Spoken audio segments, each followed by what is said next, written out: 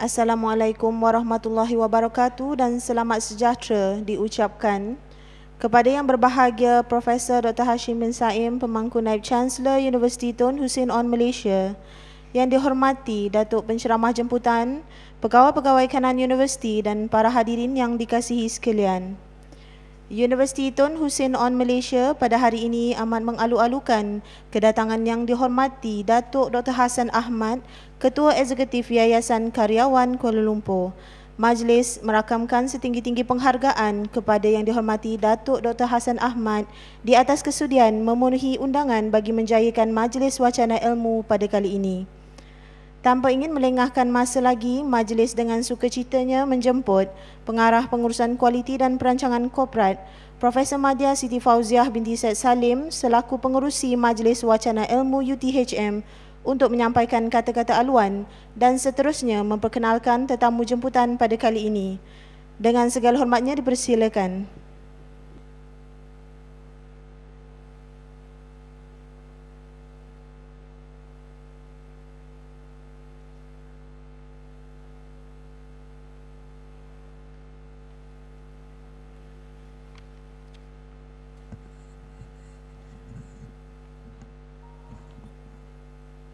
Bismillahirrahmanirrahim. Assalamualaikum warahmatullahi wabarakatuh. Dan selamat pagi. Yang berbahagia, Pemangku Naib Chancellor Universiti Tun Hussein On Malaysia, Profesor Dr. Hashim bin Saim. Yang dimuliakan penceramah kita pada pagi ini, Datuk Dr. Hassan Ahmad, Ketua Eksekutif Yayasan Karyawan. Yang berbahagia, dekan-dekan dan pegawai-pegawai kanan Universiti Tun Hussein On Malaysia. Dan sahabat-sahabat yang saya kasihi sekalian. Pihak universiti mengucapkan selamat datang ke Majlis Wacana Ilmu bagi bulan ini, dan wacana ilmu kita pada kali ini akan disampaikan oleh yang berbahagia Datuk Dr. Hassan Ahmad, iaitu beliau ialah Ketua Eksekutif Yayasan Karyawan Malaysia. Jadi izinkanlah saya untuk membaca sedikit biodata Datuk Dr. Hassan Ahmad. Beliau ialah mantan Ketua Pengarah Dewan Bahasa dan Pustaka dari tahun 1976 hingga 1988. Beliau telah dilantik sebagai Duta dan Wakil Tetap Malaysia ke UNESCO di Paris dalam bulan September 1988 dan memegang jawatan itu hingga bulan Mac 1994. Beliau pernah dipilih sebagai Presiden Kumpulan Elektoral Negara-Negara Asia Pasifik di UNESCO dari tahun 1990 hingga tahun 1991 dan bergiat meningkatkan imej Malaysia di forum antarabangsa di UNESCO. Beliau memperoleh ijazah sarjana muda sastra kepujian dalam tahun 1962 dari Universiti Malaya dan memperoleh ijazah Doktor Falsafah dalam bidang sains sosial dari Universiti Leiden dengan mengemukakan disertasi tentang The Language Policy of Malaysia, khusus tentang perancangan taraf bahasa Melayu yang ditinjau dari berbagai sudut teori sosiolinguistik, sains sosial dan sains politik. Datuk Hassan Ahmad mempunyai pengalaman yang luas dalam bidang penerbitan. Beberapa kali beliau dilantik oleh UNESCO sebagai pakar buku atau pakar book development dan pernah dilantik oleh UNESCO bersama-sama 5 orang pakar penerbitan dari negara lain untuk menyusun kurikulum Diploma in Book Publishing Management untuk Asia Pacific. Dalam tahun 2005, beliau menerima anugerah Tokoh Pembangunan Buku Negara. Beliau menjadi pengerusi Jawatan Kuasa Tetap Bahasa Melayu dari tahun 1976 hingga 1988, pensyarah jemputan untuk kursus penulisan kreatif dan deskriptif di Universiti Malaya, pengerusi Majlis Kemajuan Buku Kebangsaan Malaysia, ahli Majlis Penasihat Berkenaan Kebudayaan Kebangsaan hingga kini dan anggota Jawatan Kuasa Tetap Bahasa Melayu hingga kini. Beliau juga pernah menjawat jawatan sebagai penolong pegawai daerah di Johor sebelum berkhidmat di Dewan Bahasa dan Pustaka. Kini beliau mengendalikan Yayasan Karyawan yang bertugas untuk menerbitkan karya-karya agung Melayu dan karya-karya agung pilihan dari tamadun-tamadun lain. Beliau dilantik sebagai Profesor Adjung Universiti Kebangsaan Malaysia pada tahun 2002 hingga tahun 2003. Beliau telah menghasilkan banyak karya dalam bentuk penulisan esei, kritikan bahasa, pembangunan buku dan tajuk-tajuk umum. Beliau telah menghasilkan 5 buah buku dan menterjemahkan 5 buah buku Inggeris ke bahasa Melayu. Kumpulan esei dan artikel beliau tentang sastra, bahasa dan buku terbitan dalam 2 buku, terbitan Dewan Bahasa dan Pustaka 1988 dan 2000. Dengan itu, tuan-tuan dan puan-puan sekalian, begitu ekstensif ya penglibatan yang berbahagia Datuk dalam bidang penulisan dan bidang buku. Jadi, tanpa melengahkan masa, majlis dengan hormatnya menjemput yang berbahagia Datuk Dr. Hassan Ahmad untuk menyampaikan wacana ilmu beliau. Silakan Datuk.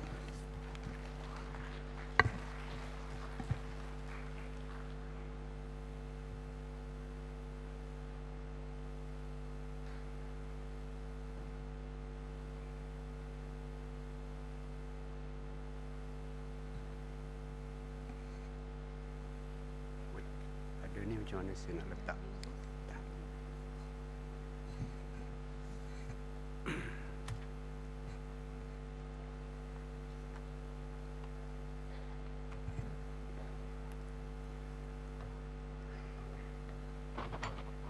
Bismillahirrahmanirrahim. Yang berbahagia puan pengurusi majlis, yang berbahagia Profesor Dr. Hashim bin Said, pemangku Naib Chancellor Universiti ini, Profesor Dr. Ahmad Syakri bin Mat Seman, pengarah penerbit Universiti ini, para sarjana, profesor, saudara sekalian yang saya hormati. Assalamualaikum warahmatullahi wabarakatuh. Pertama kali saya nak mengucapkan berbanyak terima kasih kepada pihak penganjur kerana sudi mengundang saya untuk menyampaikan kononnya ceramah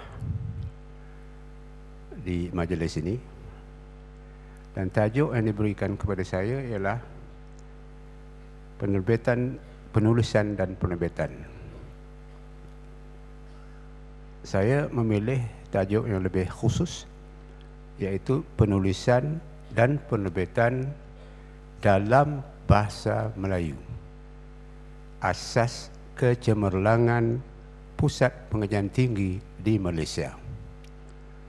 Mengapa saya sebut khusus dalam bahasa Malaysia atau dalam bahasa Melayu?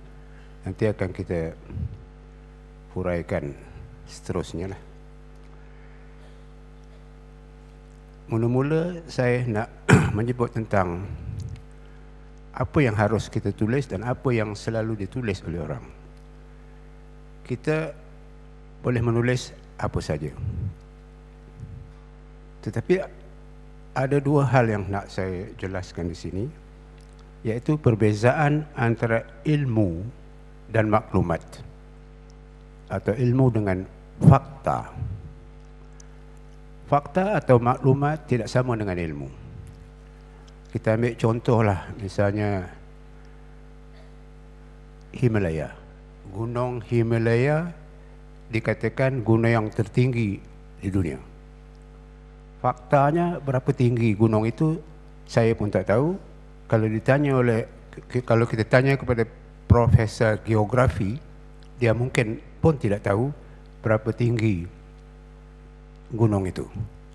Tetapi ini tidak berarti dia tidak pandai, dia bodoh ke, dan dia bukan orang yang berilmu, tidak.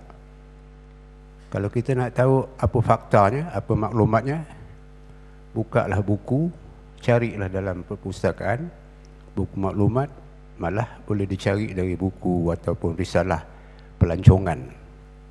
Berapa tinggi gunung Himalaya atau gunung Kinabalu? Siapa yang tahu sekarang berapa tinggi gunung Kinabalu di Malaysia? Saya kira dalam dewan ni jadi siapa yang tahu. Tetapi itu tidak berarti kita tidak bijak ilmu. tidak berarti kita tidak pandai ilmu. Nah, ilmu berarti proses mengetahui, mengkaji sesuatu yang barangkali belum diketahui, ataupun mengulas, membahas dan membincangkan teori-teori ilmu yang sudah ada dengan tujuan barangkali untuk memperbaiki ilmu itu atau teori itu, diganti dengan teori-teori baru. Prosesnya adalah proses intelektual, proses pemikiran, proses menuntut ilmu. Nah, kita bagi contoh, misalnya satu contoh yang saya bagi ialah cerita tentang fakta tentang dunia ni berpusing, berputar. Dia mengelilingi matahari. Nicholas Copernicus misalnya dalam abad ke-15, dia yang menemui ilmu inilah. Dia mengatakan bahawa dunia ni bergerak, berputar, mengelilingi matahari. Dan beliau hanya nyaris-nyaris dihukum bunuh atau diberi amaran oleh pihak gereja di Eropah pada waktu itu kerana bertentangan, teori beliau itu bertentangan dengan pandangan dogmatik pihak gereja yang mengatakan bahawa dunia ini tidak bergerak, yang bergerak ialah matahari. Jadi ada kontroversi pada waktu itu antara teori geosentrik dengan teori heliosentrik. Nah, Nicholas Copernicus itu seorang bangsa Polish, dialah orang yang berilmu. Yang tidak berilmu, yang hanya bertaklid atau percaya pada sesuatu yang belum tentu benar, ialah pihak gereja lah waktu itu. Tetapi dalam Quran kita baca ilmu itu sudah didedahkan bahawa dunia ini berputar, berpusing. Maka jadilah siang berganti malam, malam berganti siang. Itu ilmu, itu rahsia Allah. Nicholas cuma menemui benda yang sudah wujudlah, sudah ada. Nah, jadi ini ada perbezaan antara universiti dengan sekolah. Saya perhatikan sekarang ini kebanyakan universiti, maaf kalau saya mungkin tidak betul kan, tapi saya memerhatikan secara kritis lah, bahawa budaya ilmu itu tidak tersebar di kampus universiti, seperti seolah-olah sambungan kepada sekolah menengah. Di sekolah menengah pelajar lebih banyak belajar, manakala di IPTA university pelajar itu penuntut. Dia bersama-sama pensyarah menuntut ilmu, tidak hanya belajar atau menghafal fakta ilmu yang sudah ada dalam buku yang banyak, sesiapa boleh mengetahuinya, tidak perlu pergi ke universiti, tidak perlu pergi ke kampus untuk mendapat ijazah. Dia tahu. Banyak orang yang tidak pernah pergi universiti lebih mengetahui daripada orang yang sudah mempunyai ijazah universiti, kerana dia mengetahui fakta itu, maklumat itu, informasi lah kata orang. Tetapi kalau diajak berbahas, berbincang, berinteraksi secara intelektual, dia mungkin kalah kerana tidak dilatih mindanya itu, akalnya itu untuk berfikir secara kritis. Nah, ini penting peranan universiti, iaitu untuk mengkaji ilmu, mengembangkan ilmu, memperbaiki teori-teori yang sudah ada. Kata siapa nama saya lupa namanya tapi saya dah membaca buku dia. Teori ini ialah betul kalau dia boleh di falsify. Maknanya ilmu itu atau teori itu dianggap baik kalau teori itu boleh disanggah. Maknanya itu boleh diperbaiki dengan teori lain. Itu teori. Jadi tugas universiti saya rasa hendaklah berbalik kepada asal zaman dahulu kala, bagaimana orang menyampaikan ilmu, pensyarah, profesor dan pelajar bersama-sama menuntut ilmu. Semasa saya menyiapkan disertasi PhD saya di Universiti Leiden yang dianggap cukup sukar untuk mendapat PhD di situ, kerana tahulah orang Belanda ni, para sarjana di sana cukup meticulous. Dia lupa makan, dia lupa tidur untuk menuntut ilmu. Apabila saya menyiapkan tesis itu, si promoter tu, dia macam tidak membaca, tidak mengkaji benda tu. Saya tanya dia mengapa. Dia tanya satu soalan saja.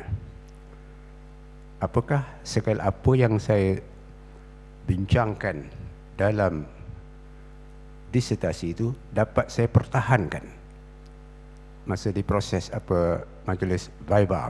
Saya rasa sudah tentu. Of course I can. That's enough. Cukuplah. Sebab dia berkata, dia tu, aku adalah penuntut. Kamu boleh jadi guru saya dalam bidang ini. Jadi dia menuntut bersama.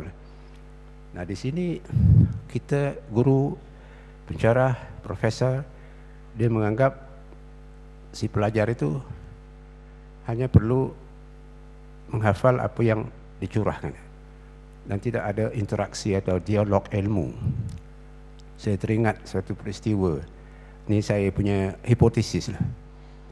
Dalam suatu pelajaran agama di sekolah, guru bertanya,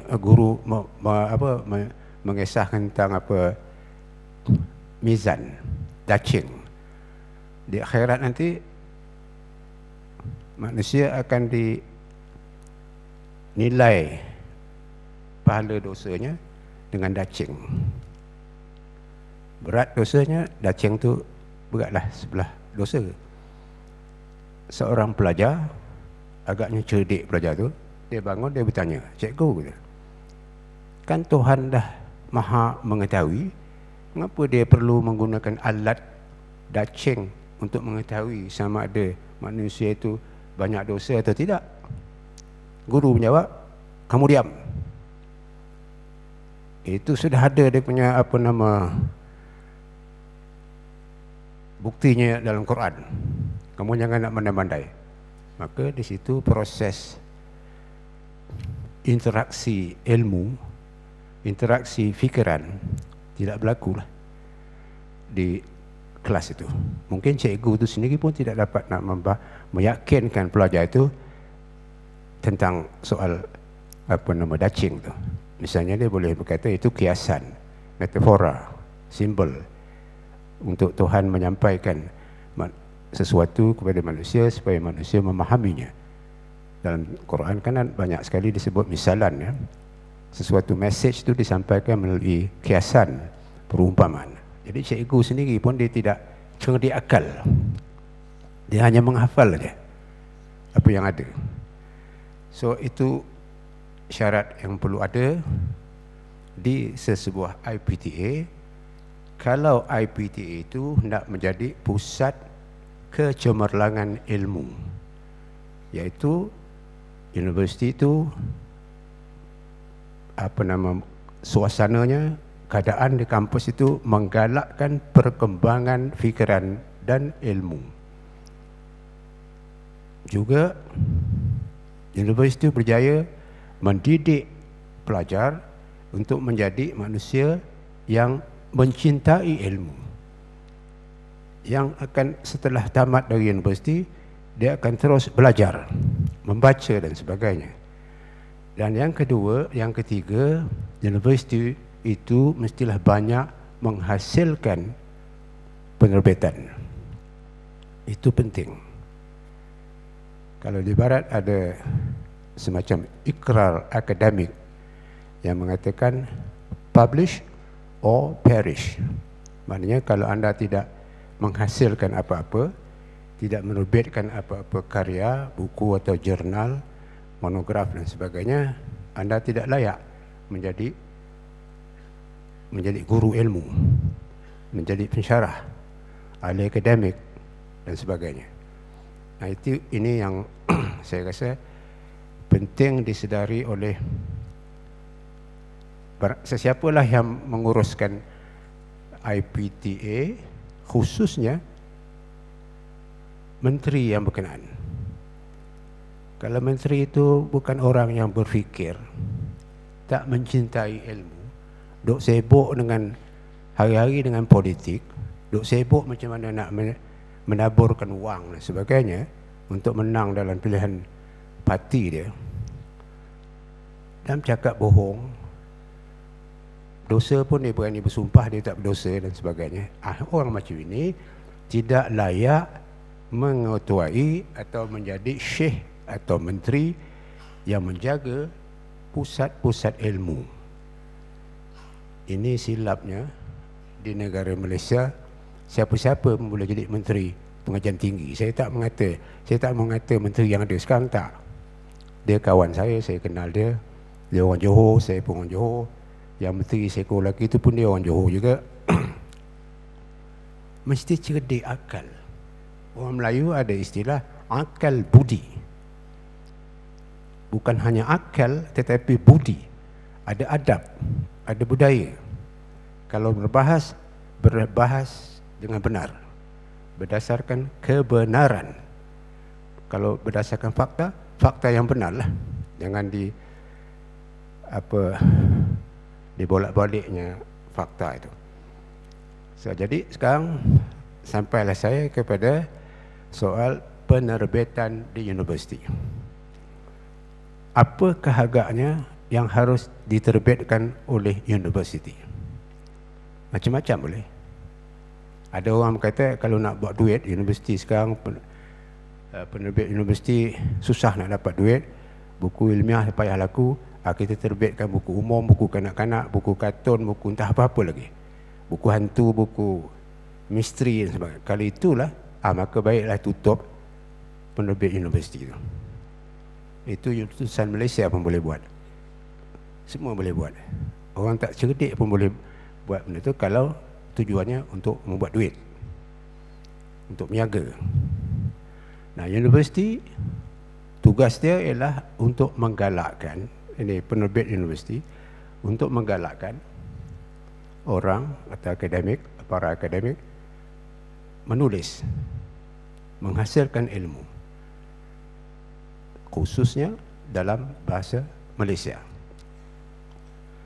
Dua jenis buku yang patut diberikan perhatian oleh penerbit universiti ialah, yang pertama ialah buku yang dianggap umum lah, tetapi sesuai untuk digunakan sebagai bahan kajian atau bacaan baik oleh pelajar maupun oleh pensyarah sendiri. Layak digunakan sebagai bahan ilmu untuk dijadikan bahan untuk dikritik, dibahas, bukan untuk hanya ditelan, dihafal dan sebagainya. Itu sesiapa boleh buat. Yang kedua ialah jenis yang kita sebut penerbitan ilmiah. Dalam bahasa Inggeris disebut scholarly publishing, scientific publication, academic publication. Ini termasuk sama ada buku akademik, buku ilmiah, jurnal ilmiah, monograf, bahkan juga tesis masters, sarjana atau PhD, yang jarang-jarang orang mau atau berminat untuk membaca tesis PhD. Itulah sebabnya kebanyakan PhD tesis tidak diterbitkan. Sama ada ditakut nak terbitkan ke, ataupun memang tak ada penerbit yang sanggup menerbitkan buku itu pasti payah laku. Memandang lebih-lebih lagi kalau zaman sekarang ni, saya dengar daripada tadi ketua atau pengarah penerbit universiti ini dan pengusi tadi, kita tak membaca. Pelajar tak membaca. Tak ada minat membaca. Bukan pelajar aja, pensyarah sendiri pun tak berminat untuk membaca. Mereka kata sibuk menghafal, sibuk mengajar. Beban mengajar tu makin lama makin berat. Berlagi salah dasar kerajaan lah, atau dasar universiti. Padahal beban universiti ialah untuk mengembangkan ilmu, mencipta ilmu, bukan untuk apa, mengajar saja. Dan kalau pelajar misalnya tidak membaca, tidak suka membaca, setelah meninggal universiti dia pun tak tahu apa, dia baca 2-3 buku saja. Lepas tu dia dapatlah BA, Masters. Saya tahu orang dapat Masters dia baca 8 buku je. Seumur 2 tahun tu 8 buku. Saya beritahu dia, kamu buat dalam bidang apa? Dia kata MBA. Aku sudah membaca kata lebih daripada 20 buku MBA untuk tu. Saya kata, kamu 8 buku je. Itu saja. Setelah itu, apakah kamu boleh dianggap pakar? Belum tentu. Orang ada PhD belum tentu dia pakar ya, atau ilmu dalam bidang yang khusus itu. Dia harus menambah dan harus mengembang. Jadi orang berkata, dan saya dah dengar cerita ni selama 40 tahun, bahawa penerbitan ilmiah dalam bahasa Melayu banyak masalah. Apa masalah? Oh, masalahnya ekonomi penerbitan. Mahal, kos tinggi.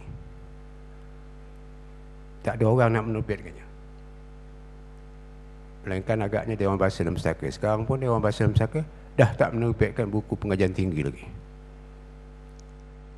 Ini bukan kerana saya tak jadi ketua pengarah saya cakapnya ni, tapi ini memang benar. Dalam setahun 100 buku je. Dulu 800 buku. 800 tajuk buku.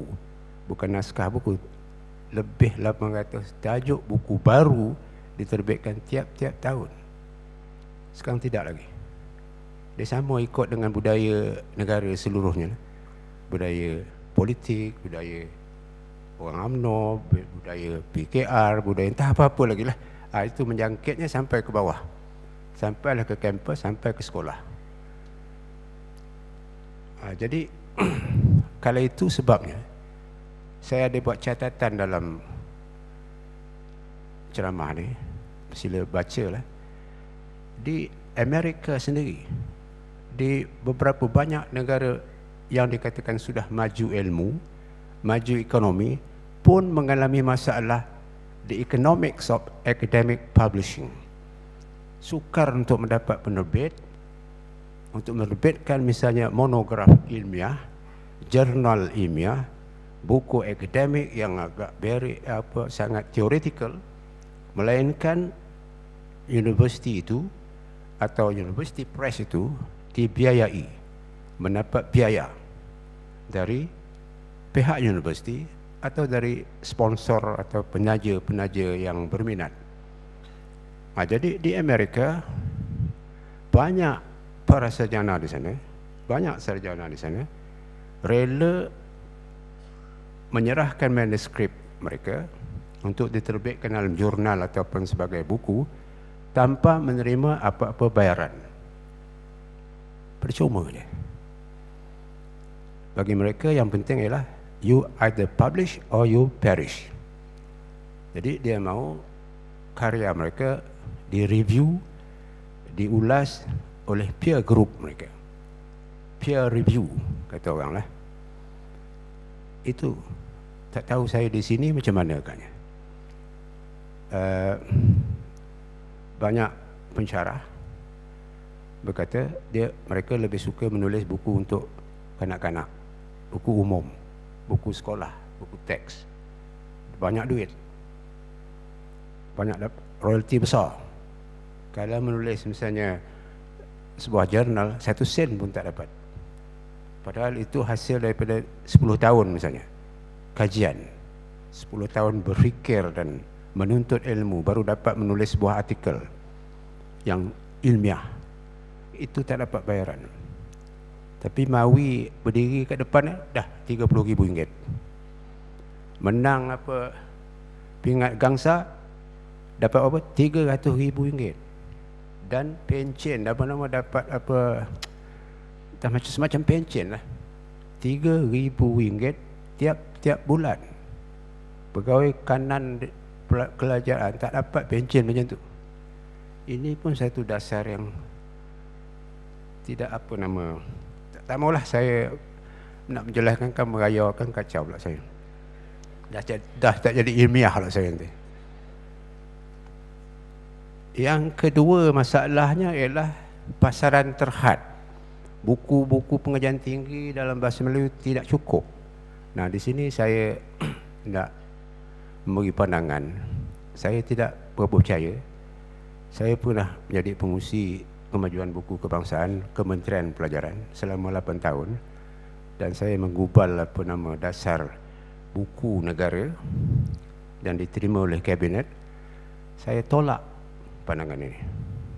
Ini tidak benar. Mengatakan bahawa buku pengajian tinggi dalam bahasa Melayu tidak cukup, itu tidak benar. Kalau cukup pun kamu ada membaca ke?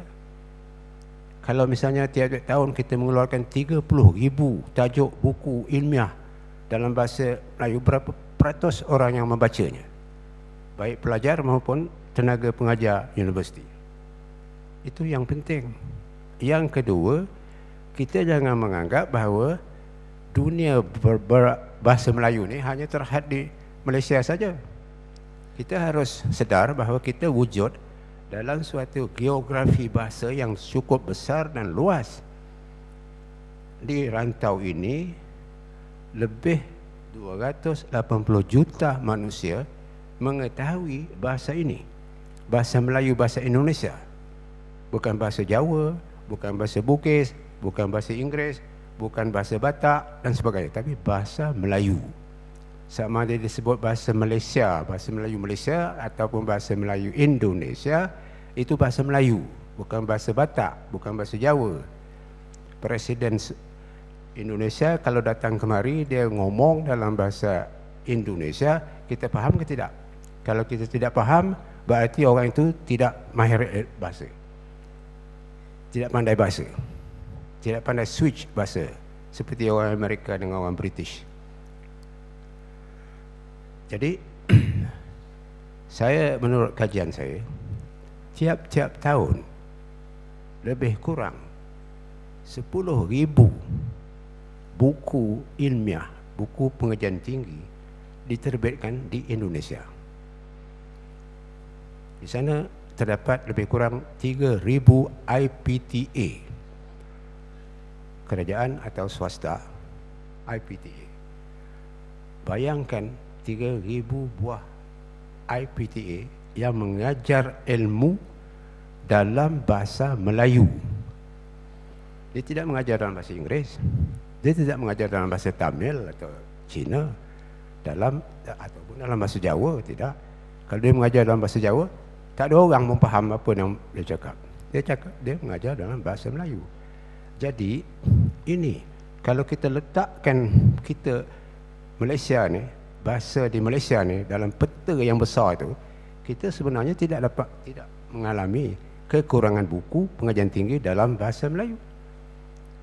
Suatu ketika dulu dalam tahun 1970-an, semasa UKM ditubuhkan, kerajaan kita menggalakkan, atau UKM sendiri menghantar rombongan ke Indonesia untuk mencari buku-buku pengajian tinggi dalam bahasa Indonesia.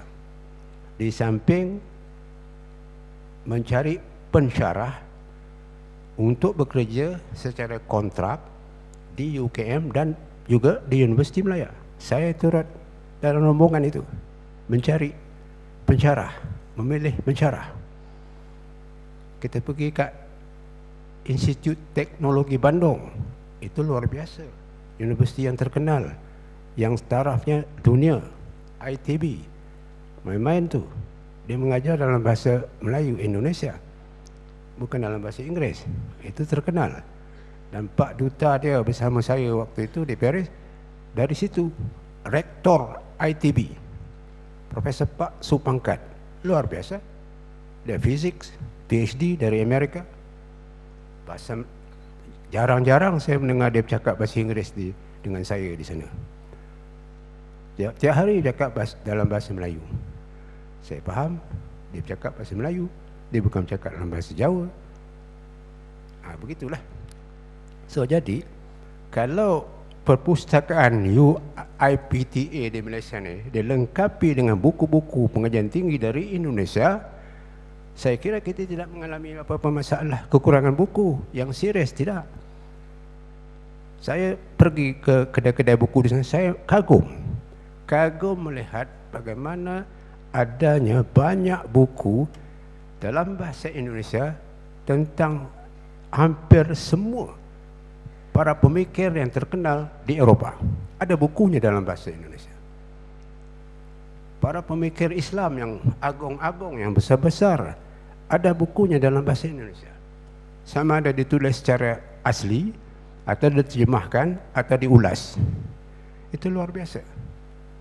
Immanuel Kant misalnya, tidak ada dalam bahasa kita, ada dalam bahasa Indonesia. Sebut saja apa nama Karl Marx ke, René Descartes ke, sebutlah, ada bukunya. Aristotle ke, Plato ke, ada bukunya di Malaysia? Tak ada. Tapi di sana ada, dan ditulis dengan baik. Saya tahu sebab saya membaca buku ini. Mengapa buku ini saya tak tahu, sama ada sudah ada digunakan atau tidak, saya tak tahu. Sukatan ilmu dia tidak ada beza-beza. Ilmu tu ilmu lah, matematik tu matematik lah. 2 campur 2 atau 2 tambah 2 jadi 2. Tidaklah maknanya kalau di Jepun 2 campur 2 jadi 5, atau jadi 6 kat Oxford misalnya. Dia ada matematik yang luar biasa, tak sama dengan matematik kita. Tidak. Ini ilmu sejagat, ilmu merentas bangsa atau etnik. So, jadi masalah kekurangan buku tu, saya khawatir, saya sanggah tidak benar. Memang kita perlu memperbanyakkan buku dalam bahasa Malaysia, dan selalunya kita bergaduh, kita mengeluh kerana buku ni kurang berbanding dengan buku dalam bahasa Inggeris. Ini perbandingan yang tidak adil, yang salah. Buku dalam bahasa Inggeris diterbitkan di beberapa buah universiti negara berbahasa Inggeris. Dia world market, pasaran dunia. Lalu kita nak bandingkan, kalau begitu macam mana misalnya buku-buku di Thailand atau buku di negara-negara Eropah yang lain, Finland misalnya. Itu negara yang maju, penduduk kecil, bahasanya tidak terkenal, tidak seperti bahasa Malaysia. Bahasa Melayu terkenal, merentas sempadan negara. 280 juta manusia mengetahui bahasa ini di berbagai-bagai peringkat kemahiran lah. Tetapi Finland, dia bukan negara berbahasa Inggeris, dia terkenal dengan Nokia-nya. Begitu juga Jepun, dia bahasa dia tidak terkenal di antara bangsa. Dia dianggap sebagai bahasa isolated lah, insulated. Tapi dia maju, tidak dalam bahasa orang lain, tapi dalam bahasa Jepun. Begitu juga kita di Malaysia ni, kita sudah ketinggalan. Kita tidak percaya pada diri sendiri, tidak percaya pada bahasa sendiri, tidak percaya kepada budaya sendiri. Nak jadi look west, look east. Patutnya look inside ourselves first. Itu asasnya, itu acuannya. Baru kita maju dengan mempelajari ilmu dari tamadun lain. Bukan menelannya, tapi mempelajari. Seperti Jepun juga, dia mempelajari, tetapi dia reinvent. melalui proses kejepunan dia. Kerana itu dia mencipta teknologi dia yang boleh bersaing dengan teknologi Amerika. Kalau kita copy je, kita tak boleh bersaing dengan sesiapa pun kerana tidak ada kelebihannya. Tidak ada added value-nya. Added value yang datang dari dalam budaya kita sendiri, dalam pemikiran bangsa kita sendiri, dari akal budi kita sendiri. Itu penting. Kemudian suatu ketika dulu orang berkata, oh payah nak dapat penulis untuk buku pengajian tinggi dalam bahasa Melayu. Mengapa? Sebab jumlah orang yang nak menulis itu sedikit. Itu dalam tahun 70-an. Memang pada waktu itu ada beberapa ratus, tak sampai 200-300 lah, pensyarah yang menguasai bahasa Melayu dan yang mempunyai pelajaran ijazah tinggi dan sebagainya dalam pelbagai bidang untuk menulis buku dalam bahasa Melayu. Tetapi sekarang keadaan sudah berubah.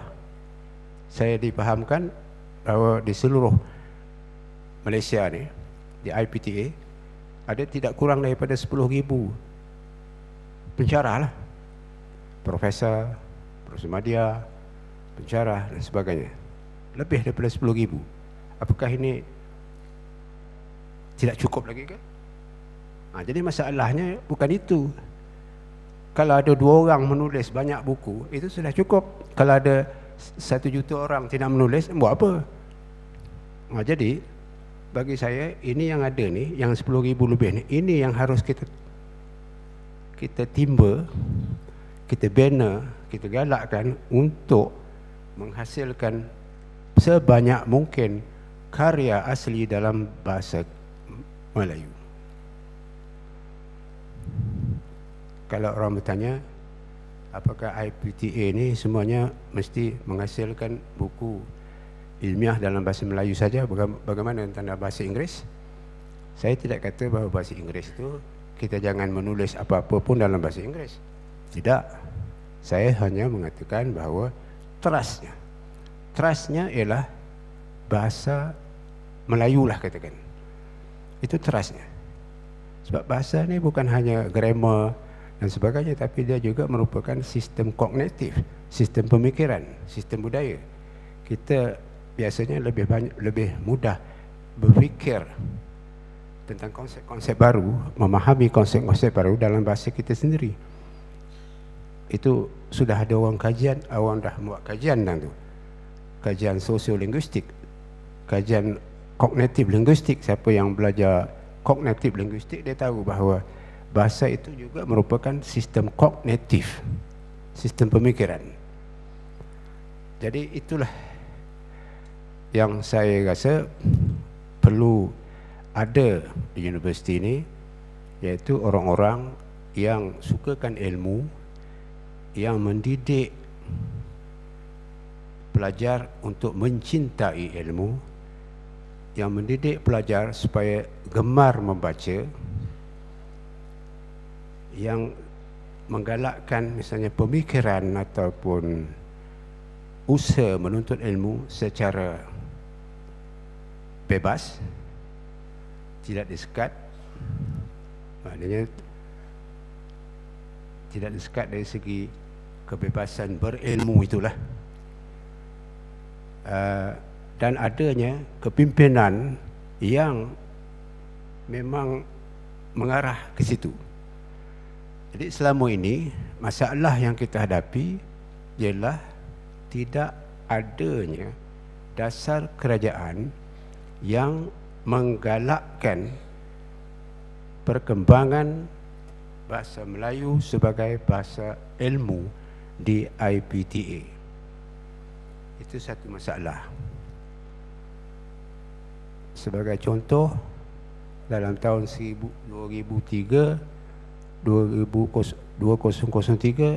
kita mengubah bahasa pengantar sains dan matematik dari bahasa Inggeris, dari bahasa Melayu berbalik ke bahasa Inggeris.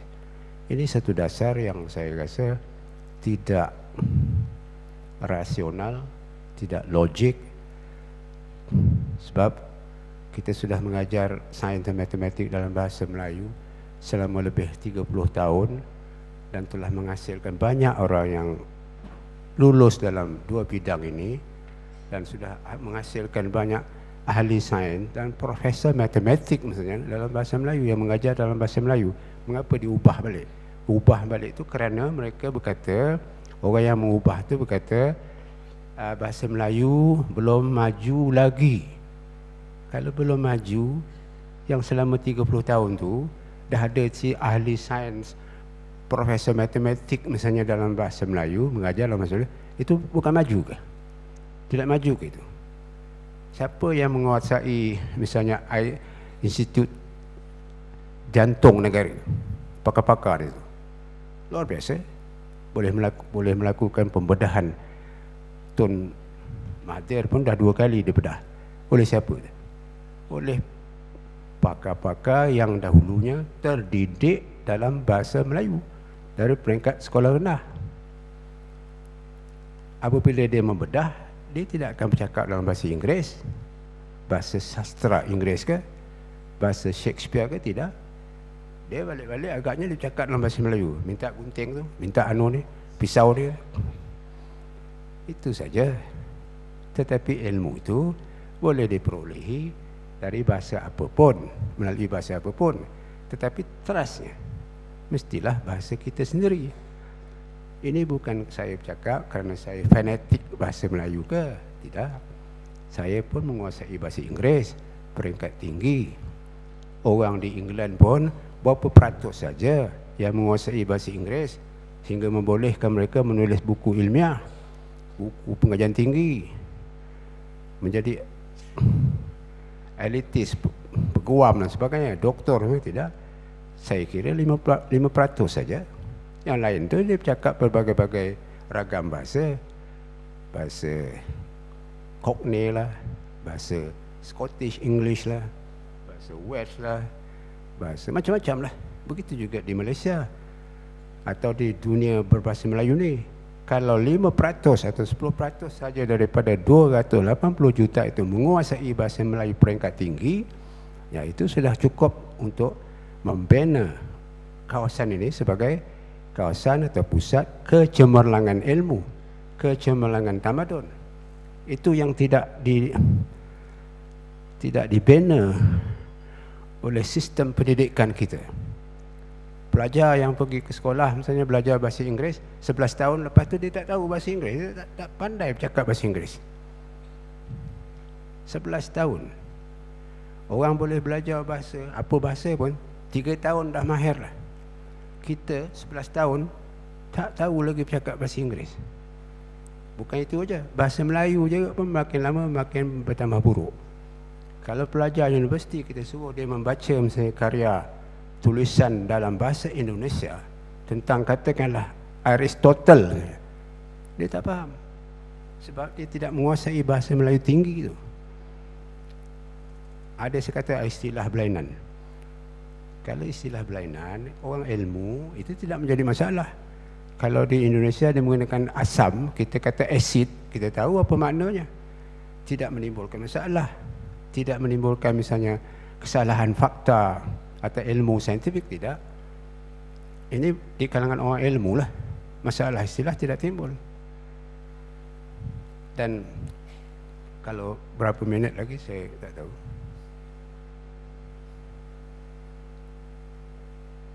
Jadi kan banyaklah benda saya tak membaca di sini, ada saya tulis sini.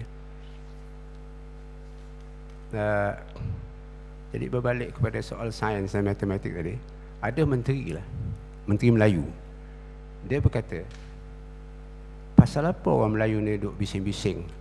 Hanya dua mata pelajaran saja yang terlibat, sains dan matematik. Saya nak kata dia bodoh, saya pun tak mahu pula, tak baik, dia makhluk Tuhan, nak kata bodoh, kacau je. Jadi sebenarnya ada 89, tidak kurang 89 subjek atau bidang yang berkaitan dengan sains, science-based subjek. Dan ini semua akan diajarkan dalam bahasa Inggeris di universiti, di sekolah.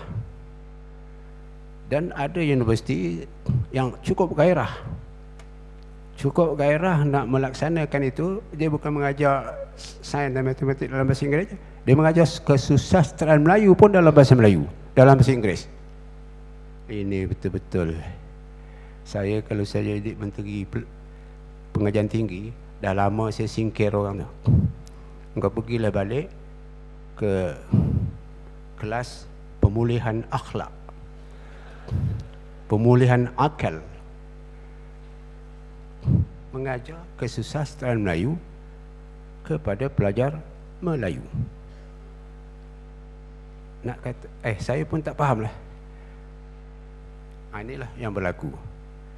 Kita yang memusnahkan bangsa sendiri, bukan orang lain. Kita melalui sistem pelajaran, melalui bahasa, melalui kebudayaan, melalui ekonomi, melalui politik, berbagai-bagai lagi.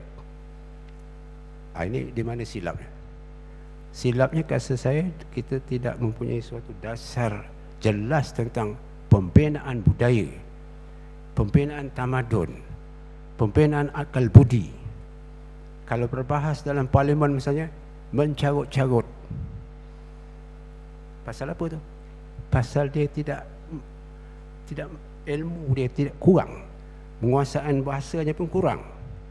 Tidak seperti orang dahulu kala boleh bertamsil ibarat, kiasan, perumpamaan, kan? Allah membeli, menang memakai. Tongkat Waran pun, Osman Awang pun tak dapat mencipta ungkapan yang hebat seperti itu. Samad Said, penyair sastra moden pun tidak pernah atau jarang-jarang mencipta peribahasa, mencipta pepatah. Melayu dulu ada beratus-ratus, beribu banyaknya. Itu saya sebut satu je. Allah membeli, menang memakai. Entah siapa yang mencipta ni kita tak tahu. Itulah konsep konsumerisme Melayu.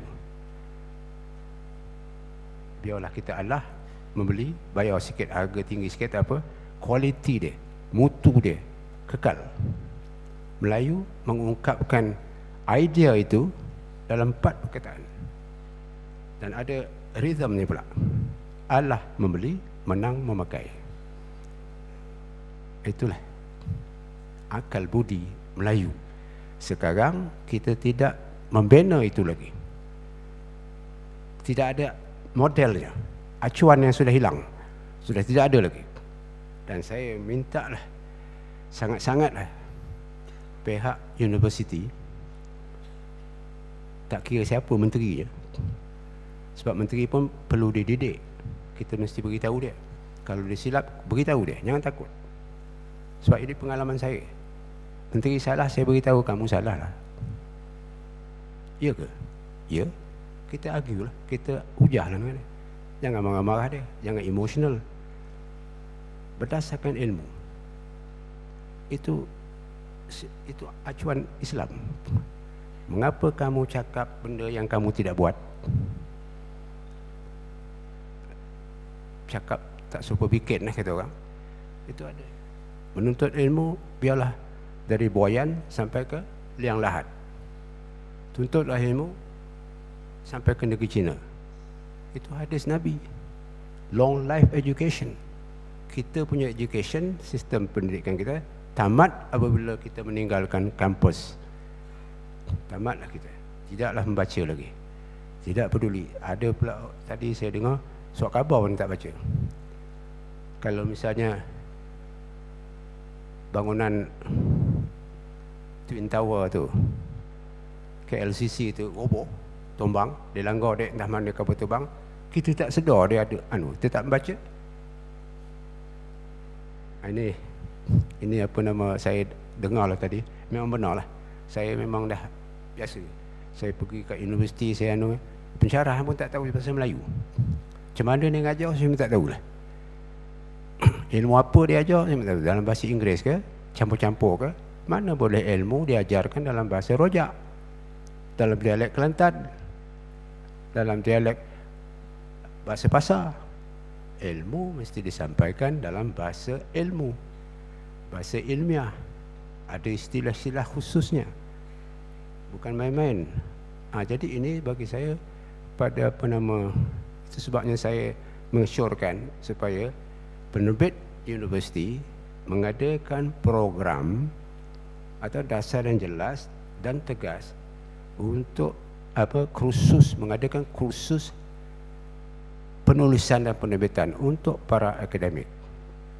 Ini penulisan ilmiah bukan sebarangan penulisan, dia banyak tekniknya. Bagaimana ayat itu harus jelas, harus ringkas, tidak mengaya-gaya, berbunga-bunga dan sebagainya. Bagaimana tentang punctuation pun penting. Apa lagi, dia reference-nya, footnote-nya, endnote-nya, references-nya. Jangan saja dia tulis satu paragraf, tak tahu siapa punya, entah dia ke dia copy orang lain. Padahal orang lain punya, tetapi tidak disebut siapa orang tu, reference tidak disebut. Jadi penulisan ilmiah ni ada convention-nya, ada tradisinya. Kita harus patuh itu. Penting, mustahak. Jadi kena ajarlah. Profesor Putani beritahu saya,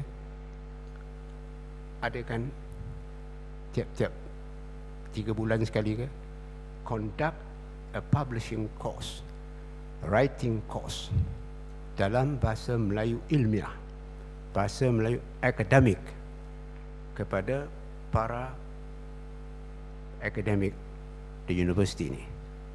Dengan demikian mungkin mudah-mudahan mereka tertarik untuk menulis.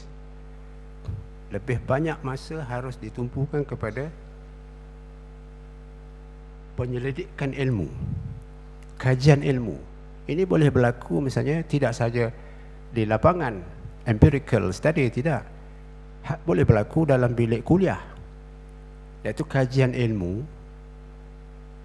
interaksi ilmu. Boleh berlaku dalam bilik darjah, interaksi antara pelajar dengan pensyarah. Pensyarah boleh menambahkan ilmu dia dengan menyoal pelajar, dengan mendengar pelajar, pandangan pelajar. Ada pelajar yang tiba-tiba dia ada idea yang luar biasa, dan itu harus diambil oleh pensyarah. Itu mustahak. Jadi saya sebelum akhir nak menyebut tentang tentang epistemologi ilmu.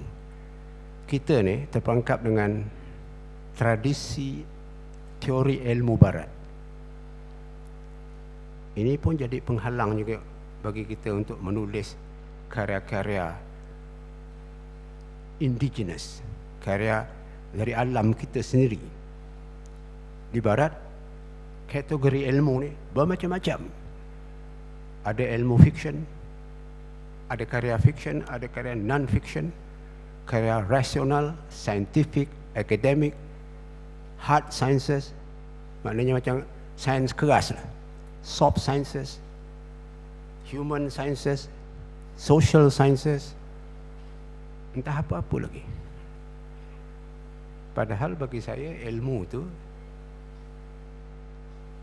yang diperoleh melalui proses pemikiran, dan ini tentunya termasuk bidang yang disebut di barat sebagai fiction. Umpamanya kesusastraan Melayu, itu dianggap bukan ilmu, itu hanya sastra kreatif atau sastra, dan tidak layak menjadi setaraf dengan ilmu akademik. Siapa kata? Bacalah kesusastraan Melayu, baca Shakespeare. Dia ilmu, ilmuwan. Dia menyampaikan ilmu dia melalui cerita, melalui drama, melalui cerpen, novel, hikayat. Ini penting. Message yang diungkapkan oleh Shakespeare misalnya, banyak teorinya di situ. Terserah kepada orang lain untuk membahaskan teorinya. Begitu juga dengan pemikir kesusastraan Melayu dahulu kali. Mereka menyampaikan ilmu melalui cerita, melalui naratif, melalui peribahasa, pepatah, puisi, pantun. Banyak ilmu di situ yang harus boleh dikupas berdasarkan teori-teori tertentu.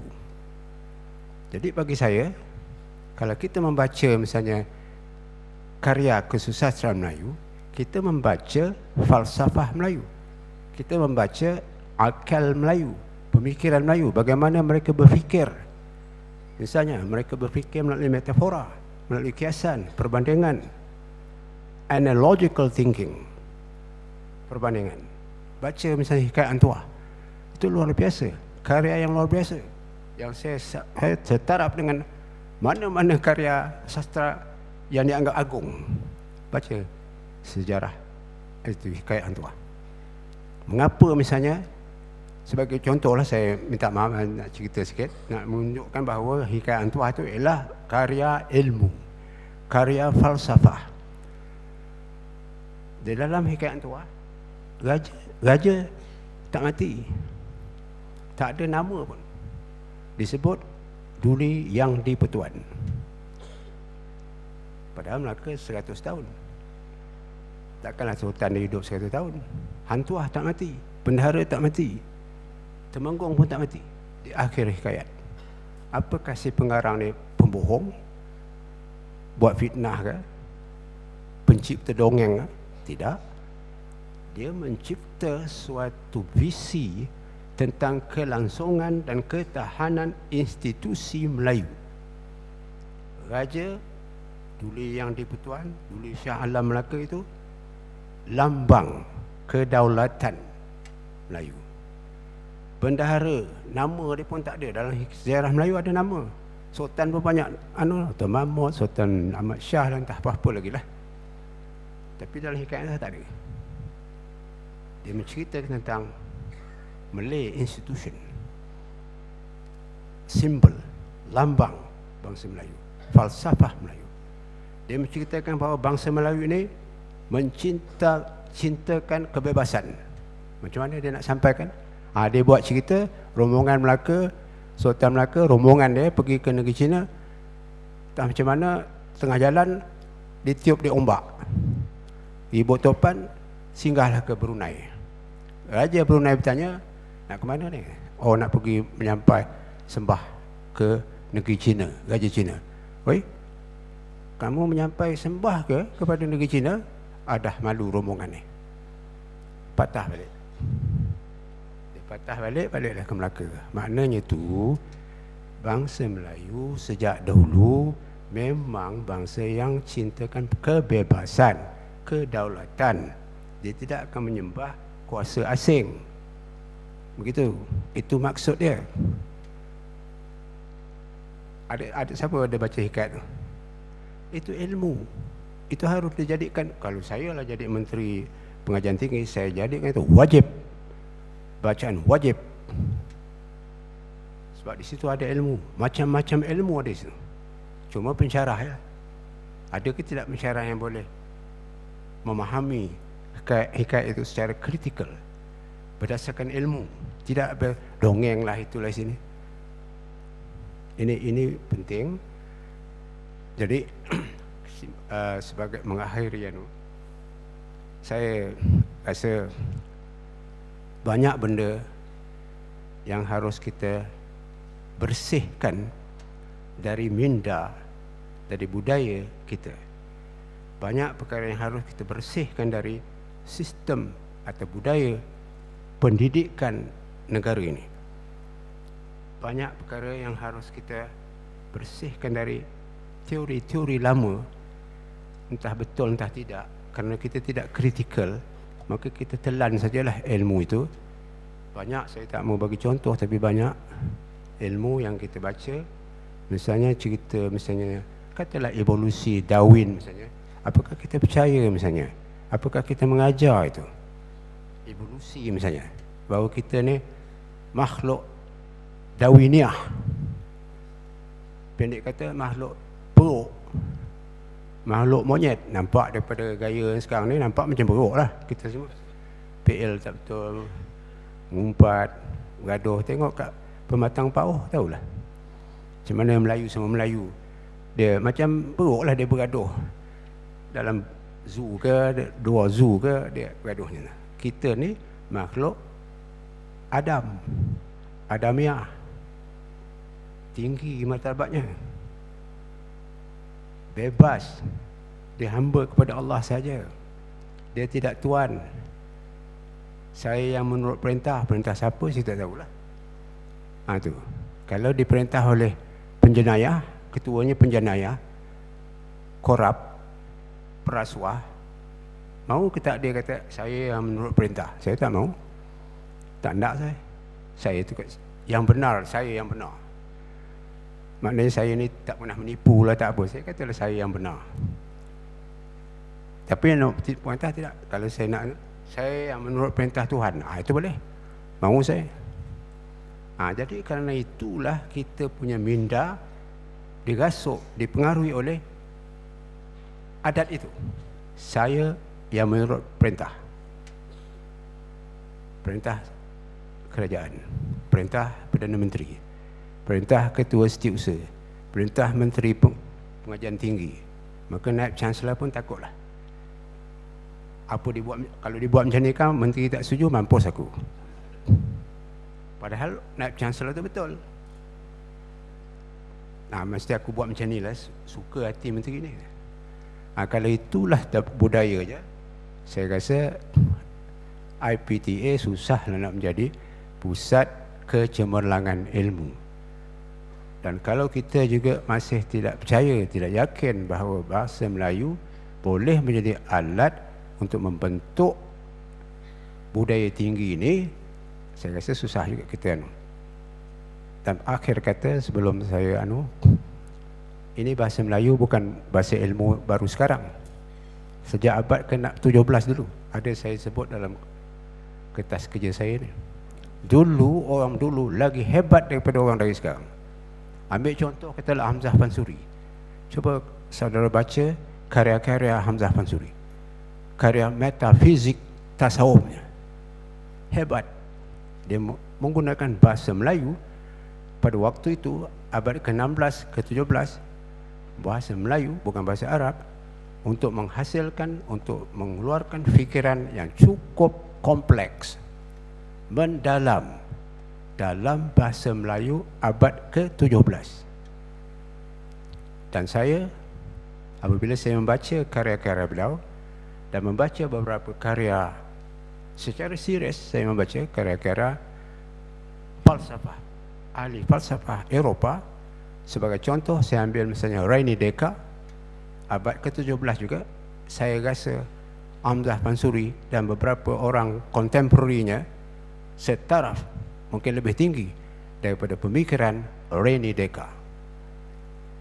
Dan René Descartes kalau dibandingkan dengan Al-Imam Al-Ghazali, dia jauh ketinggalan. Malah ada orang yang mengatakan dia kopi, dia tiru pandangan Al-Ghazali tentang the theory of doubt. Contoh-contoh yang dia beri pun sama dengan contoh Imam Ghazali 600 tahun dahulu. Dan pengarang Melayu abad ke-17, orang seperti misalnya Hamzah Pansuri, dia mengkaji ilmu tasawuf tinggi Ibnu Arabi. Dia menguasai juga ilmu tasawuf Imam Ghazali, tapi menulis dalam bahasa Melayu. Begitulah apa maksud saya tadi. Kita belajar dalam bahasa Inggeris, kita menuntut ilmu dalam bahasa Inggeris yang tidak ada di sini, ilmu itu kita menuntut, tetapi kita kembangkan dengan added value kita sendiri di rantau kita ini. Barulah kita ada kelebihan. Seperti orang Jepun, lepas perang dia tiru Barat. Apa-apa pun dia ambil dari Amerika. Teknologi, ilmu, sains, apa-apa tu dia belajar dari Amerika. Tetapi dia melakukan proses seperti yang saya sebutkan tadi, reinvention. Dia melakukan proses kejepunannya, nasionalisme Jepun itu. Maka dia lahirlah teknologi yang dapat menyaingi Barat. Dia acuannya the Japanese culture, acuannya Japanese language, sehingga kan dia merebak ke seluruh dunia. produk dia. Di Malaysia ni, restoran Jepun masuk je, konnichiwa. Dia tak kata, hello, how are you? Table for two. Tak ada. Padahal dia operate di negara bukan Jepun. Dia pergi, siapa yang pergi makan restoran Jepun? Ada dia sambut kita dalam bahasa Inggeris atau bahasa kebangsaan Malaysia? Tidak, dia dalam bahasa Jepun. Produk-produk yang dijual di sini, apa kicap ke apa, 100% saya tengok dalam bahasa Jepun. Kita nak beli pun takut, kita pun nak juga cuba makan makanan Jepun. Tengok satu patah pun macam mana nak gunakan, ni racun ke apa ke, tak ada. Dan kita tidak melarang itu. Kita memberitahu, kalau kamu mau ekspor barang kamu di sini, ini dunia berbahasa Melayu, bahasa kebangsaannya bahasa Melayu, mesti ada terjemahannya dalam bahasa Melayu. Tapi kita tak buat apa-apa. Karena itulah Jepun maju. Dia maju bukan kerana dia pandai sangat, dia add value-nya dari alam dia sendiri, dari budaya dia sendiri, yang tak ada di dalam hati, dalam akal budi Amerika. Tak ada. Yang ada dalam Jepun. So dia added value. Kita tidak. Kita telan je. Kita import je. Kita meniru je. Kita tiru Bollywood, kita tiru Hollywood, kita tiru entah apa lagi. Hollywood bergolek, gelek-gelek, kita pun gelek-gelek. Barat ada rap entah apa nama, nyanyi ke entah apa saya pun tak tahu. Kita pun rap juga. Inilah, saya harap kita semua sudah tahu benda ni. Tetapi universiti menjadi pusat memulih, baik pulih budaya ini. Kalau tidak, universiti hanya an extension of secondary school. It's just pusat mengajar, menyampaikan ilmu yang dah ada lah. Itu saja. Jadi saya rasa sudah agak panjang juga saya cakap. Banyak benda yang patut saya sebutkan di sini. Dan ini peluang yang saya rasa selalu saya ambil peluang seperti inilah. Di Dewan Bahasa dan sebagainya. 2-3 hari yang lepas ada ceramah tentang peristilahan. Itu Profesor dia kata masalah kita ialah peristilahan. Siapa kata kita ada peristilahan? Kita tak berfikir dalam bahasa Melayu. Kerana itu kita kopi je dari perkataan bahasa Inggeris. Sebagai contoh, saya bagi contoh ni nak sikit. Dulu tahun 60-an 70-an kita tak berfikir dalam bahasa Melayu, lalu kita ambil je apa perkataan dalam bahasa Inggeris, terjemahkan. Misalnya perkataan head, kepala, head, itu istilah treasury. Orang Inggeris dia tak ada saya sebut Inggeris ni vocabulary deficit. Dia punya vocabulary biasanya tak cukup. Misalnya katalah kenyang, apa dia perkataan dia? Kenyang. Kita ada perkataan kenyang, dia tak ada, dia kata full, penuh. Jadi kita ambil head tu. Jadi saya ingat lagi treasury punya istilah dia punya apa, treasury, istilah treasury lah. Dewan Bahasa kopi. Waktu tu saya belum menguasai Dewan Bahasa lah. Dengan head, kepala, subhead, kepala kecil, subhead, pecahan kepala kecil. Macam mana jadi macam tu? Padahal head tu maknanya kalau kita berfikir dalam bahasa Melayu, maknanya tajuk. Attachment officer, pegawai sangkut. Ada ke pegawai disangkut kat dinding? Kita perkataan sangkut terhad, maknanya sangkut cermin di dinding, sangkut gambar di dinding. Ini pegawai disangkut kat dinding. Sebab apa tu? Kerana kita tidak berfikir dalam bahasa kita. Ikut aja bahasa Inggeris tu. Kita ada juga perkataan sangkut, ada sangkut menyangkut, kait mengait lah. Itu makna kita. Bukan makna lexical atau literal itu. Tidak. Itulah saya rasa tolonglah universiti melakukan proses kembali kepada acuan sendiri, memberi pendidikan budaya bahasa, pertingkatkan bahasa Melayu. Ini memang sudah bahasa ilmu sejak abad ke-17. Jangan kita kacau dia, jangan kita musnah dia. dan perbanyakkan karya-karya ilmu dalam bahasa Melayu. Itu sajalah apa yang saya dapat saya sampaikan. Sekian saja. Wassalamualaikum warahmatullahi wabarakatuh.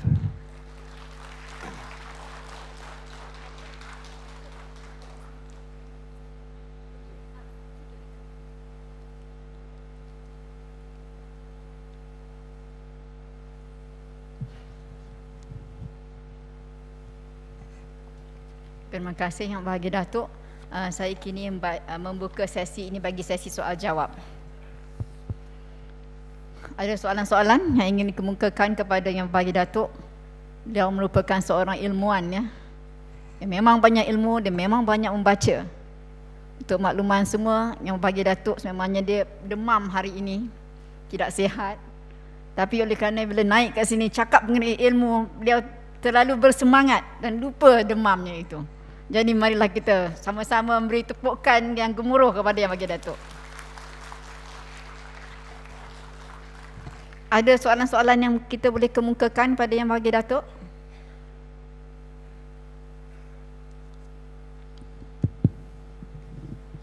Assalamualaikum warahmatullahi wabarakatuh. Salam. Yang Berbahagia Datuk, nama saya Husin Osman daripada Pusat Pengajian Kemanusiaan dan Komunikasi. Pertama saya ucap tahniah di atas ceramah dan juga ucapan yang Datuk berikan tadi. Merupakan satu ucapan yang cukup membuka fikiran dan minda ramai di kalangan kekitangan ataupun warga universiti. Saya ada beberapa persoalan yang ingin saya tanyakan dan minta pandangan Yang Berbahagia Datuk.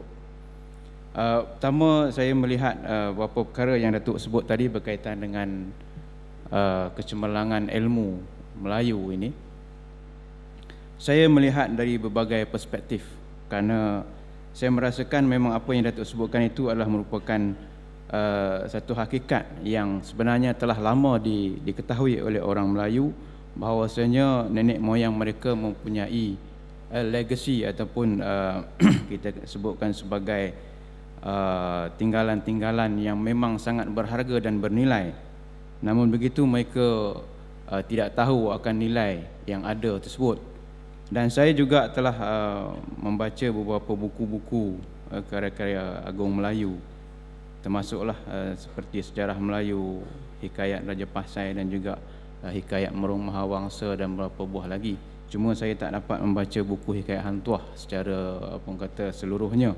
Dan apa yang Datuk sebutkan itu memang ada kebenarannya, bahawasanya kitab-kitab Melayu ataupun hasil-hasil karya Melayu itu ada nilai falsafah yang sangat tinggi.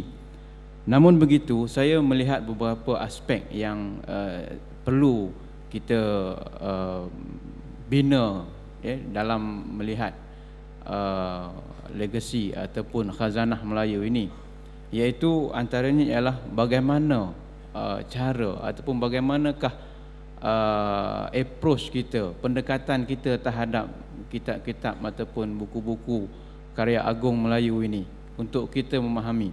Saya sebut khusus bagi warga universiti ini, universiti teknologi ataupun universiti yang berasaskan kepada kejuruteraan dan teknologi.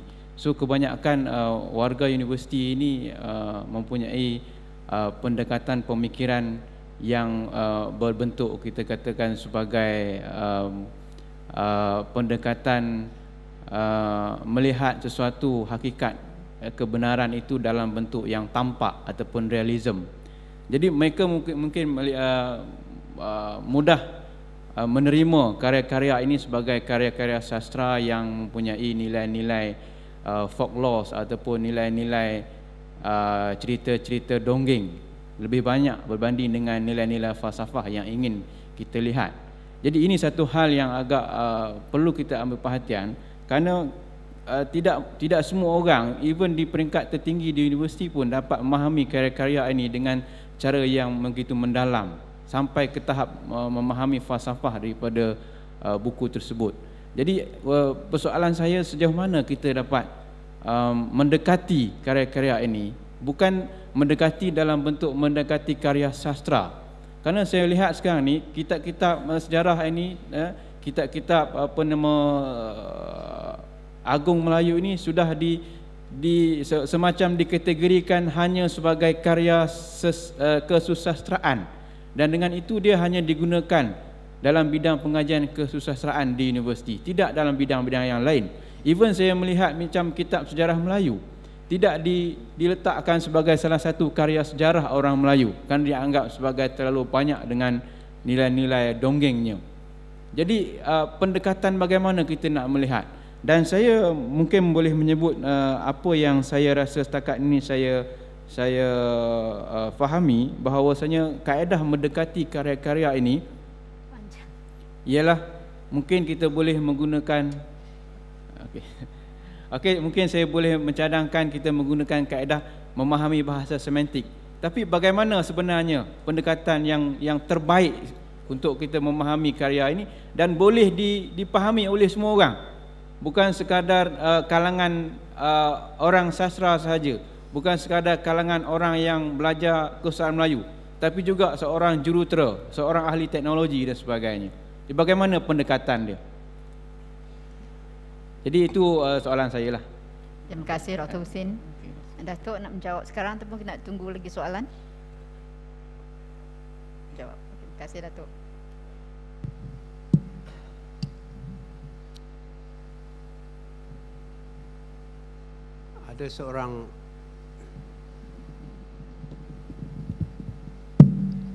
Ada seorang pakar epistemologi ilmu barat,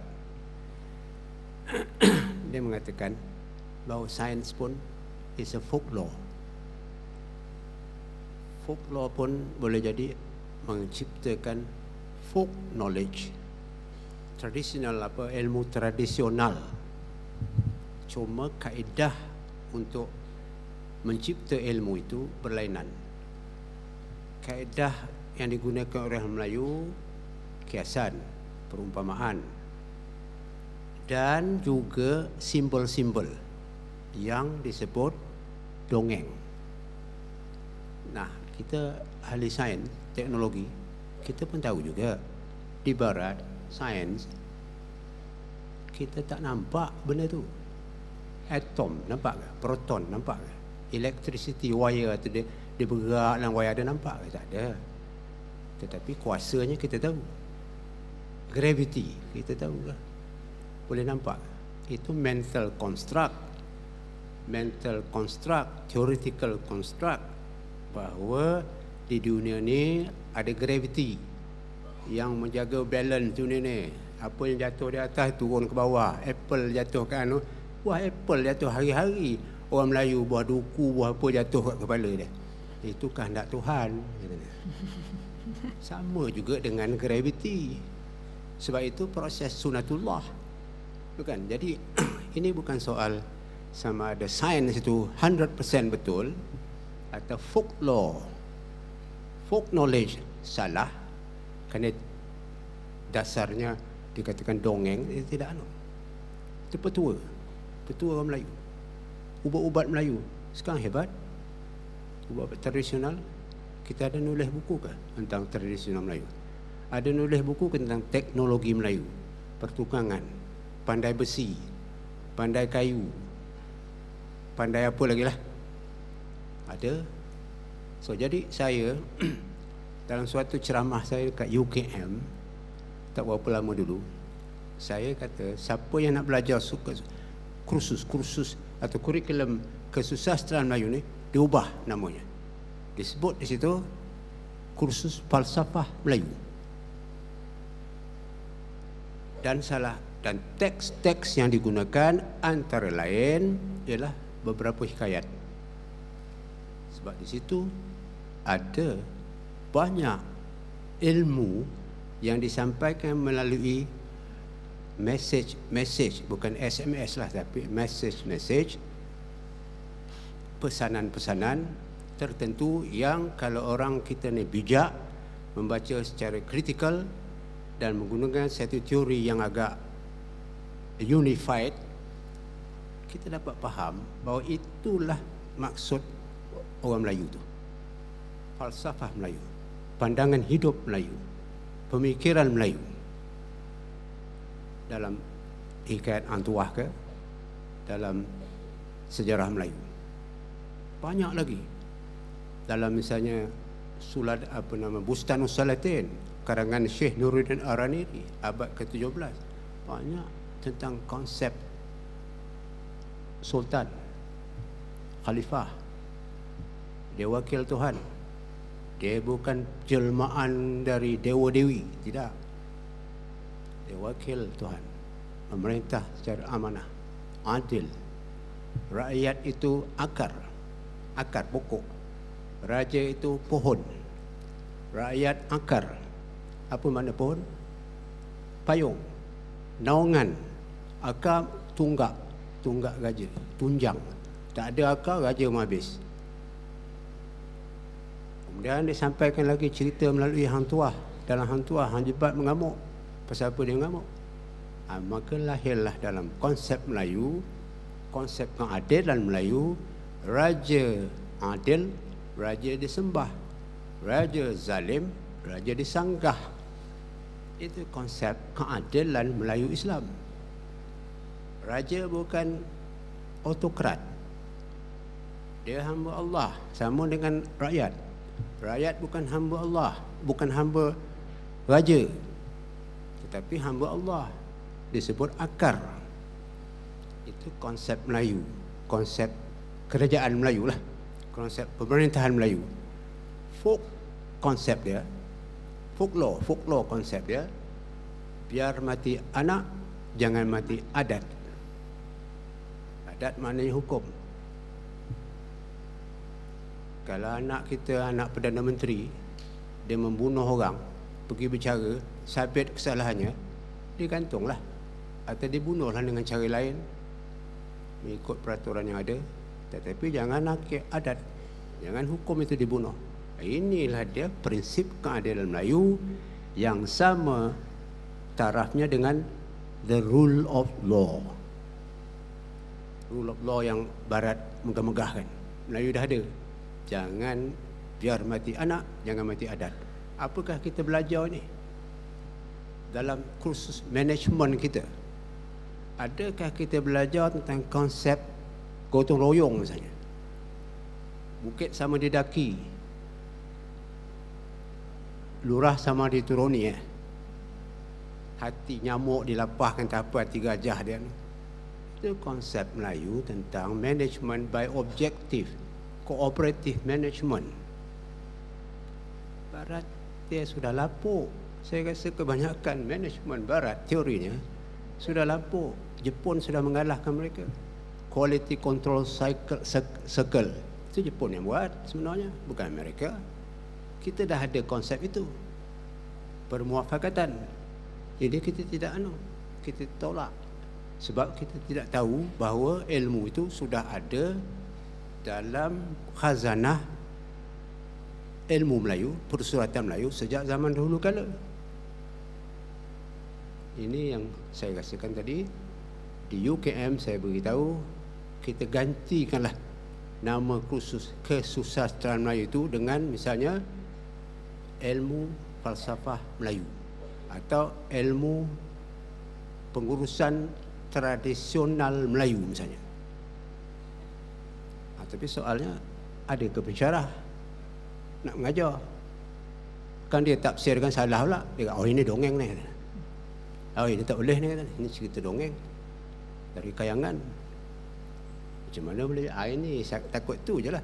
Jadi mesti ada suatu maha guru yang mengendalikan kursus ini untuk semua tenaga pengajar yang nak mengajar bidang ini. Bukan bidang kesusastraan lagi, tetapi bidang tentang pandangan hidup Melayu, falsafah Melayu, pemikiran Melayu, cara Melayu berfikir, epistemologi Melayu. Saya ada menulis buku lah, tak lama lagi mungkin terbit lah. Cara bagaimana Melayu berfikir. Dia lebih hebat daripada Barat. Kau tak percaya, tengoklah nanti. Terima kasih Datuk. Nanti boleh hantar satu naskah kat sini Datuk untuk kita simpan dan beli juga. Terima kasih. Ada soalan-soalan lain? Ya, Prof Mus.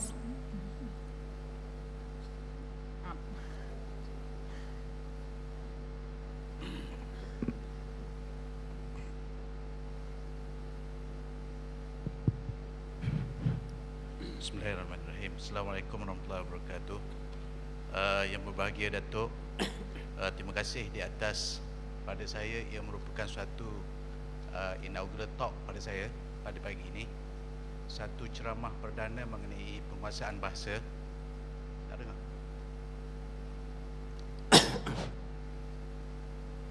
Dengar tak?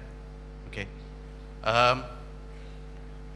Ia merangkumi terutama sekali dalam penguasaan ilmu. Namun kerajaan pada masa sekarang ini, kalau kita lihat, masih lagi pada saya berdegil dengan penggunaan bahasa Inggeris di dalam mata pelajaran sains dan matematik. Dan saya percaya Datuk memperjuangkan bahasa Melayu ini sehinggakan penguasaan ilmu dalam sains dan matematik diajar di dalam bahasa Melayu. Apa respon kerajaan sekarang ini terhadap perjuangan Datuk dalam penguasaan ilmu terutama sekali sains dan matematik ditukar daripada bahasa Inggeris kepada bahasa Melayu? Terima kasih. Sebagai jawapan teoretikal sikit, saya melihat bahasa, khusus bahasa Melayu, bukan hanya sebagai sistem linguistik, bukan hanya soal ejaan, istilah, grammar, nahu dan sebagainya, tetapi saya melihat bahasa apa pun, tapi kita sebut bahasa Melayu di sini sebagai sistem pemikiran, a cognitive linguistic, a cognitive system, sistem budaya. Mereka berfikir dalam bahasa asalnya. Itu penting. Kalau kanak-kanak, dia konsep ilmu tu lebih mudah dia fahami melalui bahasa ibunda dia lah, bahasa yang dia lahir dengan bahasa itu. Socialization process dia pun berlaku dalam bahasa itu. Dia belajar budaya masyarakat dia melalui bahasa itu. Nah, apabila dia sudah besar, bahasa itulah yang menjadi alat kognitif yang luar biasa untuk mempelajari bahasa ilmu-ilmu lain, untuk mencipta ilmu, bukan hanya belajar tapi mencipta ilmu, mencipta yang baru, mencipta teori-teori baru. Jadi itu dia punya theoretical framework dia lah, lebih kurang gitulah. Yang kedua tadi soal perjuangan bahasa tadi lah. Itulah saya katakan tadi, orang Melayu dia tak faham lah tentang konsep keupayaan bahasa Melayu sebagai bahasa ilmu dan bahasa kemajuan. Ini bukan perkara baru, sudah beratus tahun sudah ada itu. Spesiano tu dia tidak faham ini. Dia kata dalam bahasa Inggeris dia sebut, if Malays want to progress, they must use English, use menggunakan, bukan hanya mempelajari tapi menggunakan bahasa Inggeris. Inilah sebabnya Melayu tak maju. Saya ni cakap terus terang, kira-kira 8 bulan dulu dalam satu majlis berjumpa saya dengan Pak Lah, Perdana Menteri lah. Dia yang datang kat saya, dia peluk saya. Dia memang suka peluk lah. Peluk. Menteri lain pun ada juga. Tapi orang nampak bukan saya peluk dia yang datang peluk. Jadi maknanya bukan saya bodek lah, mengampu gitu lah. Dia pun cakap dengan saya, kita akan ubah. Saya nak ubah itu, balik kepada asal. Saya buat tak tahu, saya kata nak ubah apa Pak Lah. Yang itu kita bincang dulu. Mengajar sains matematik balik. Saya sudah serahkan, dah arahkan kepada Menteri Pelajaran, Datuk Seri Hishamuddin. Nah, sampai sekarang belum berlaku lagi lah. Belum ada lagi, saya tengok je. Ada satu ketika baru-baru ni saya terjumpa dia pun macam nak ngelak je lah. Dah 8 bulan. Tapi kabar-kabarnya boleh jadi berbalik-balik pasal ada Cina yang mendesak. We want mathematics and science to be taught in Mandarin. Kerana orang takutkan Cina tu, Melayu pun tumpang lah, boleh balik-balik mengajar dalam bahasa ini. Kita tak ada pendirian, tidak tegas. Kita mesti berani kerana benar. Go to hell with what others say. Gitu patutnya jawab. Apa takut? Itu sajalah jawapan saya. Okey. Terima kasih Datuk. Okey, satu saja ya. One last one. Okey. Assalamualaikum warahmatullahi wabarakatuh. Terima kasih yang berbahagia Datuk dan juga sahabat-sahabat sekalian. Saya merasakan bahawa pada pagi ini majlis ilmu yang hebatlah, terutama sekali dalam untuk mempertabatkan bahasa Melayu itu sebagai bahasa antarabangsa. Cuma yang persoalannya pada pagi ini yang saya perlu penjelasan daripada Datuk.